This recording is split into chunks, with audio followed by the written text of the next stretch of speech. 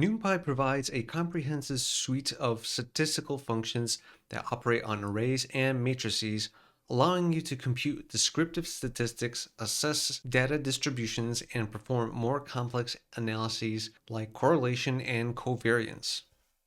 So as always, before we can continue, we need to import our NumPy library. So import NumPy as np, and we run that, and we're ready to go. Next, we need to create a sample array to work with. With this array, we will simulate a dataset of numerical values. So we'll create an array called data, and we'll use the np.array function, and we'll provide in a list of some values such as 15, 20, 35, 40, 50, 65, 75, 80, and 95. And let's take a look at that. And there we go. Now, NumPy offers basic statistical functions that compute simple statistics like mean, median, sum, min, max, standard deviation, and variance. Starting off with mean, we all know that it's the average, which is a measure of the central tendency of a dataset. So to calculate the mean, we'll be using the np.mean function. And here we provide the data array, and that calculates the average of our values. We also have the median, which is the middle value of the sorted data set. If a data set has an even number of elements, then the median is the average of the two middle numbers. So calculating the median, we just change this to median, and we get the median, which is 50. Similarly, we could use the sum function to compute the total of all elements in the array. So we just change this to sum, and we have the sum. And we also have the min value that we could find, as well as the max value as well. We also have the standard deviation, which measures the amount of variation or dispersion in a dataset. The variance is the square of the standard deviation. So to calculate the standard deviation, we just change this to std, and running that, we get our standard deviation value.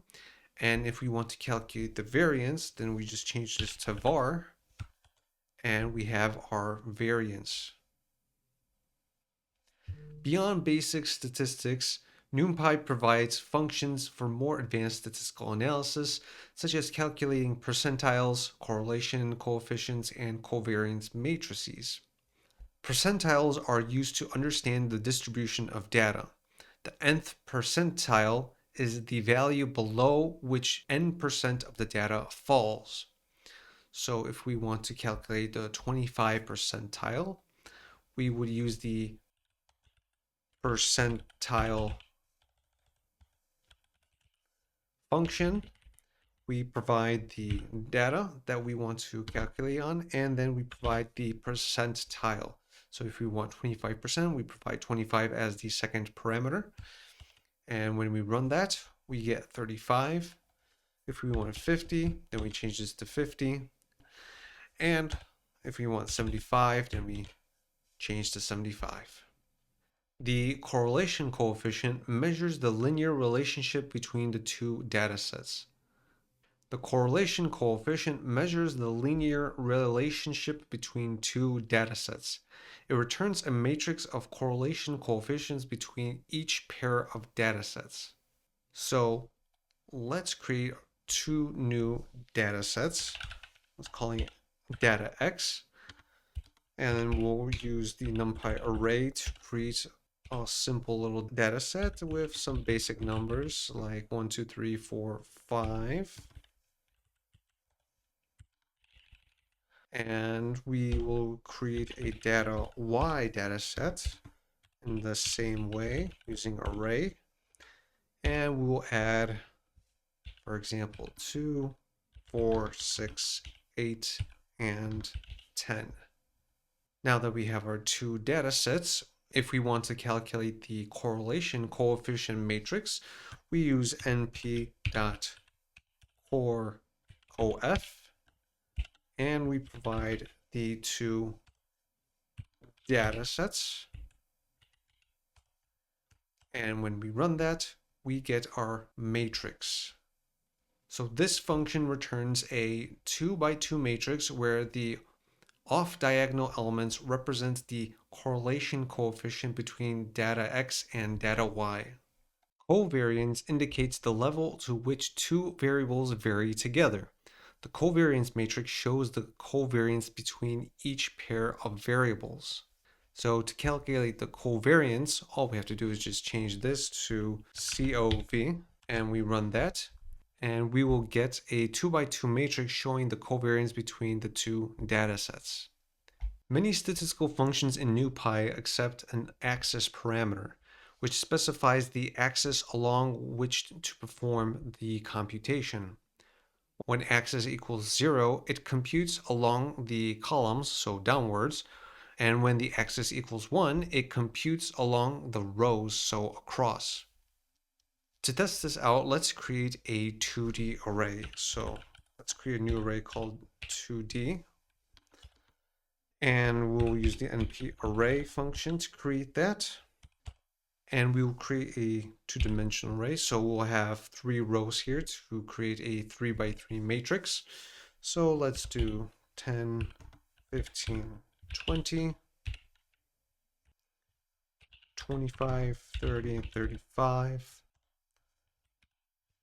and 40, 45, and 50. Okay, now to calculate the mean along the columns, we would do np.mean, then the array where we want to calculate, and we want the axis to equal 0. And when we do that, we get the mean along the columns.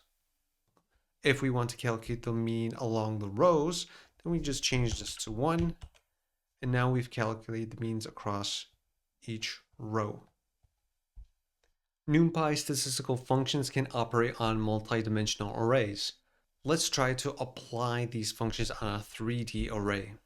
So let's modify this slightly to make it a 3D array. We'll cut this out.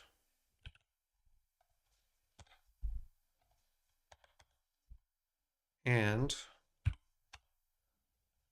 we will add one more array and add one more array here. And let's say 55, 60, and 65.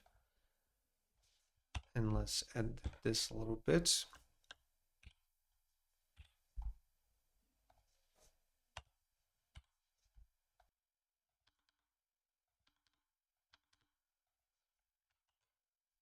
And we have our 3D array. Now, if we want to calculate the overall mean of the 3D array, we just pass in the 3D, and we get the overall mean of the 3D array. We can also calculate the mean along specific axes as well. So if we want to calculate the mean between the two 2D arrays, all we have to do is just provide the axis to equal 0. And when we run this, it calculates the mean between these two and these two.